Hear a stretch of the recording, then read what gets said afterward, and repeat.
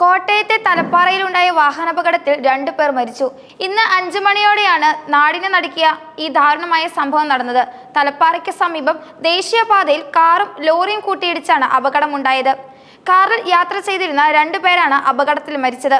കയറ്റം കയറി വന്ന ലോറിയിലേക്ക് പോളോ കാർ ഇടിച്ചു കയറിയാണ് അപകടമുണ്ടായിരിക്കുന്നതെന്നാണ് പോലീസിൽ നിന്ന് ലഭിച്ചിരിക്കുന്ന പ്രാഥമിക വിവരം.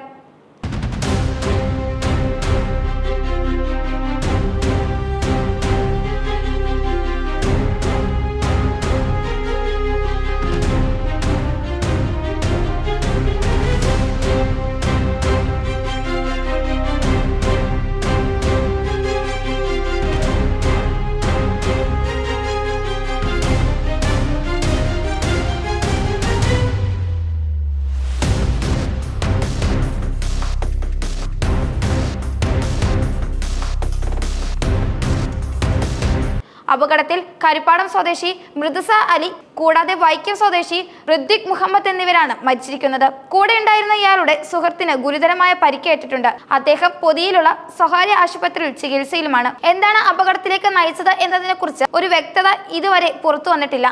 കാർ വേഗത്തിലായിരുന്നുവെന്ന് ഒരു സൂചന ലഭിക്കുന്നുണ്ട്. അങ്ങനെ കയറ്റം കയറി വന്ന ഒരു ലോറിയിലേക്ക് ഈ വാഹനം ഇടിച്ചു കയറുകയായിരുന്നു. ഇടിയുടെ ആഘാതത്തിൽ വാഹനം പൂർണ്ണമായും തകർന്നിട്ടുണ്ട്.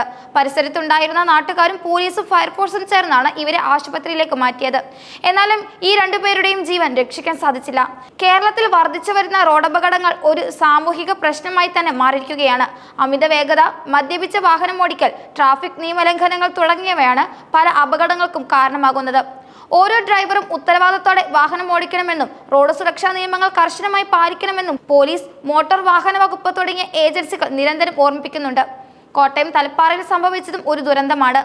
ഇത് ഇനിയൊരു ജീവൻ പോലും റോഡിൽ പൊലിയാതിരിക്കാനുള്ള ഒരു ഓർമ്മപ്പെടുത്തലായിരിക്കണം. റോഡുകളുടെ അറ്റകുറ്റപ്പണികൾ കൃത്യസമയത്ത് നടത്തുകയും അപകട സാധ്യതയുള്ള സ്ഥലങ്ങളിൽ ആവശ്യമായ സുരക്ഷാ സംവിധാനങ്ങൾ സ്ഥാപിക്കുകയും ചെയ്യണം. എന്നാൽ ഇതിനെല്ലാം ഉപരിയായി റോഡ് സുരക്ഷയെക്കുറിച്ച് സമൂഹത്തിൽ ശരിയായൊരു അവബോധം സൃഷ്ടിക്കുക എന്നതാണ് ഏറ്റവും പ്രധാനമായിട്ടുള്ള ഒരു കാരണം. ഓരോ ഡ്രൈവറും ഉത്തരവാദിത്തോടെ വാഹനം ഓടിക്കാൻ തയ്യാറാകുമ്പോൾ മാത്രമേ ഈ ദുരന്തങ്ങൾ പൂർണ്ണമായി ഒഴിവാക്കാൻ സാധിക്കൂ.